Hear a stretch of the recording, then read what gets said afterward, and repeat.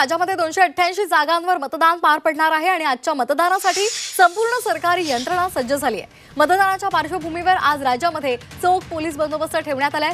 राज्यभरात 2 लाखांहून जास्त पोलीस आणि सुरक्षा कर्मचारी तैनात करण्यात आलेत। अनुचित प्रकार घडू नये यासाठी पोलीस यंत्रणा सज्ज झाली आहे। पोलीस वाहनांची कसून चौकशी करत आहेत। आताची महत्त्वाची बातमी आपण पाहतोय। 288 जागांवर आज मतदान पार पडणार आहे। 7 वाजल्यापासून मतदानाला सुरुवात होईल।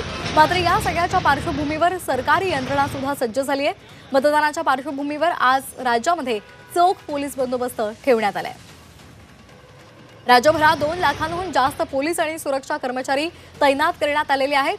अनुचित प्रकार घडू नये यासाठी पोलीस यंत्रणा सज्ज झाली आहे। पोलीस प्रत्येक वाहनांची कसून चौकशी करत आहेत।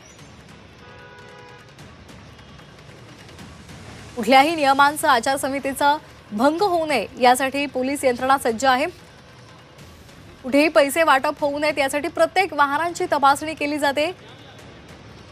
गेल्या काही दिवसांपासून राज्यामध्ये अनेक ठिकाणी नाकाबंदी दरम्यान वाहनांमध्ये पैसे सुद्धा आढळून आलेले होते आणि पोलिसांनी ते जप्त केलेले आहेत।